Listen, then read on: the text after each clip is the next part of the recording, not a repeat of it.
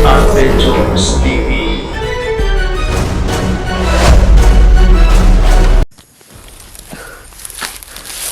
So yun mga kaidol, nag-uncam ulit tayo, no? Yun, hindi pa sana tayo mag-uncam mga kaidol, no? Dahil magtitipid sana tayo ng baterya. Ang kaso ay may naramdaman tayo, no? Kaya nakapag-uncam ulit tayo mga kaidol. So malayo na yung nilakbay natin, no? Simula nung may nadali tayo, at pagkatapos sinunog natin, yun, naglakbay ulit tayo, no? Dahil wala tayong sinayang na oras mga kaidol. So ngayon lang tayo ulit nagkapag-uncam mga kaidol, kasi may naramdaman tayong presensya, no? Dito banda. Kaya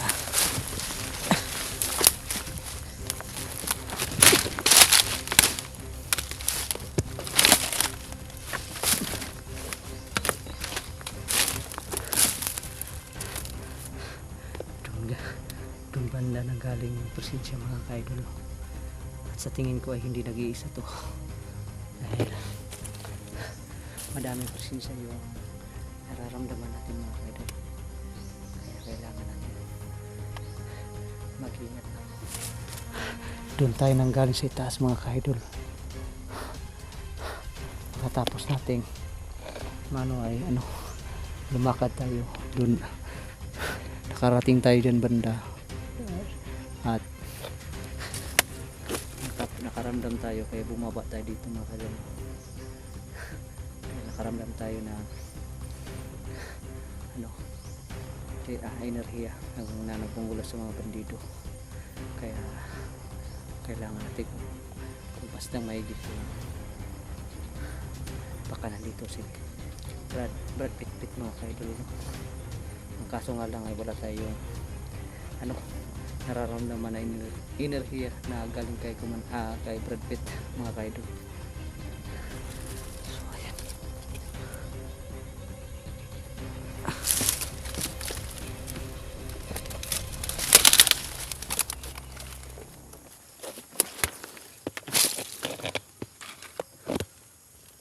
mga kaidol, no?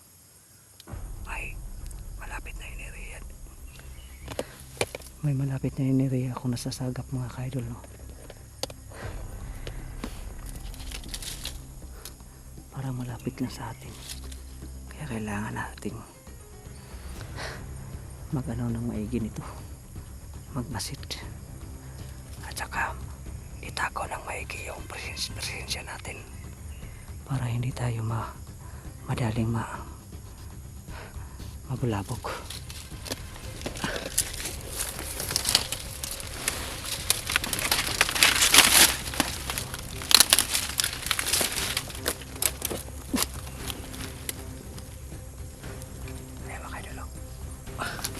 May paparating.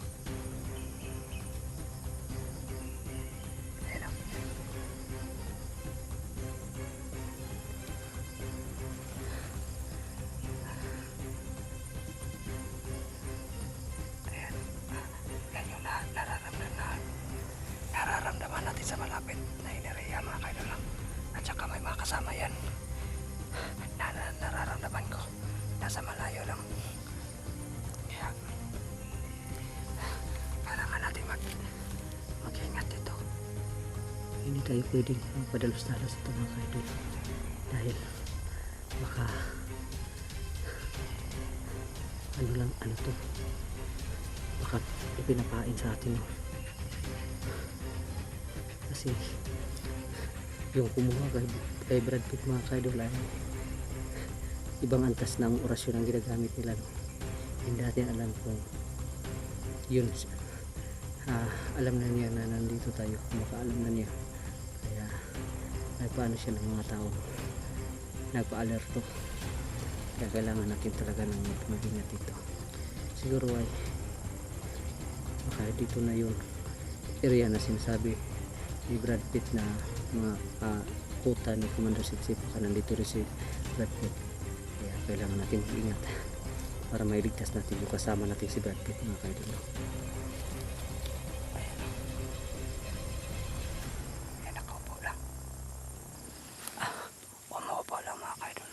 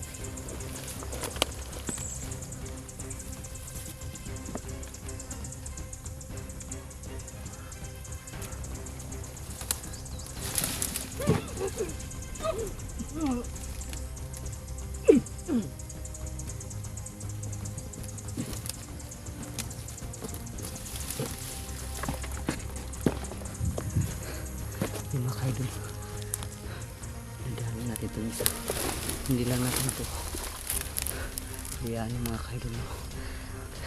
Kasi may mga kasama pa to.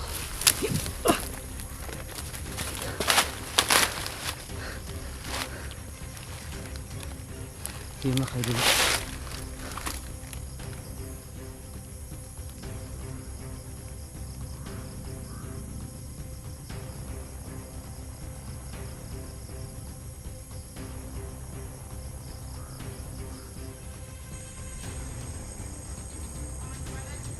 so yung mga kaidol, confirm po mga kaidol na mga galamay ito sa kumuha kay kay Brad Pitt.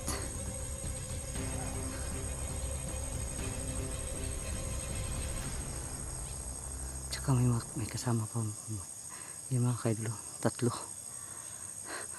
silang nandyan, no?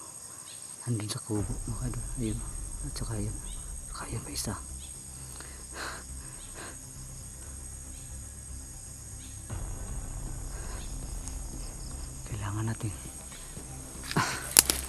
Kailangan din natin tingnan yung nasa likuran natin at sa taas.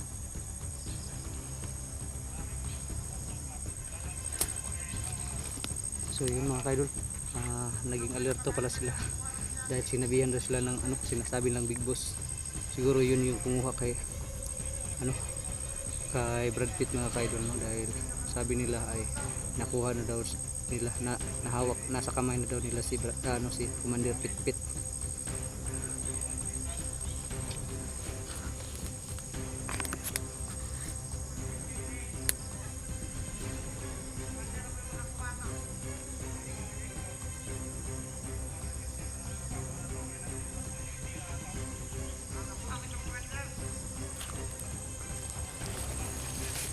Kailangan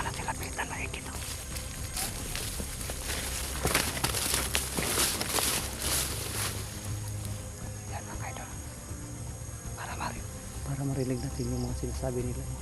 Para makakuha tayo ng impormasyon kung saan nilagay si Brad Pitt.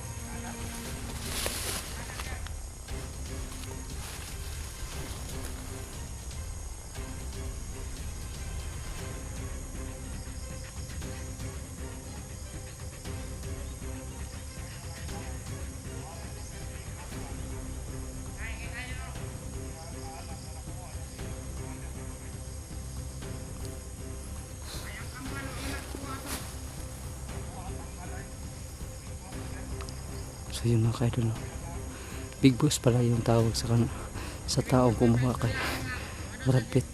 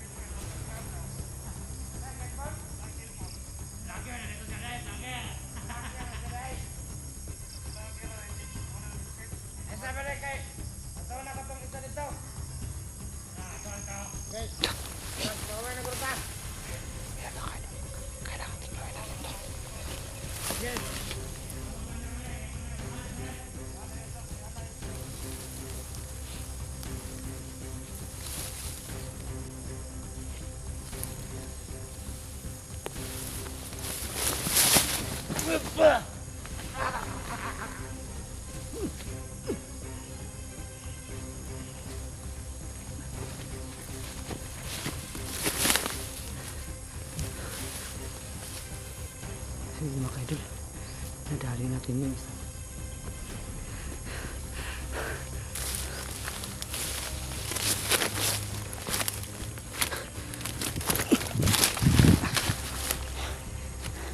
Kailangan dandaanin natin ito mga kaidol. Hindi pwedeng magkamali tayo sa bawat takbo natin.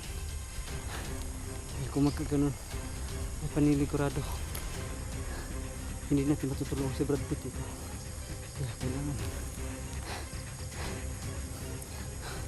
maging alerto tayo, maging maliksi, at saka maging matapang sa ganitong sitwasyon mga kaidol.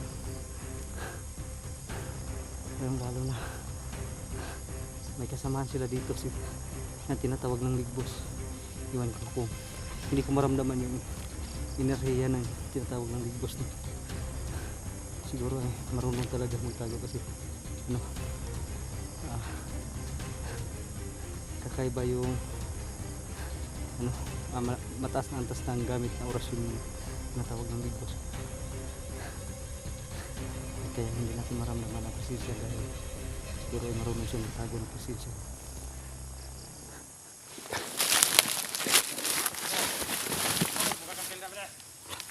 Potential pumunta pa.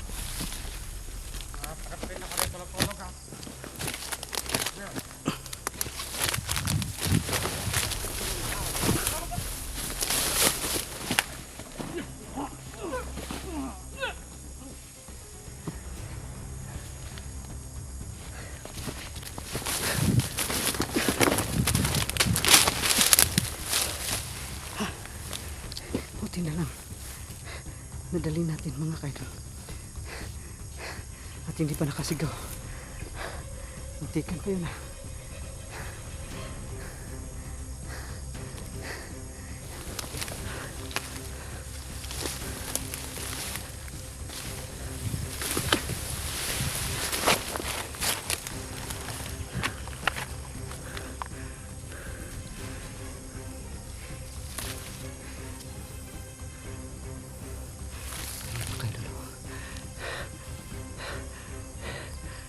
Tutulog-tulog yung isa.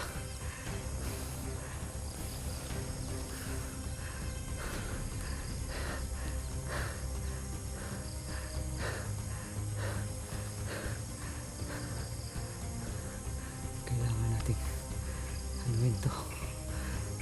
Tikluin.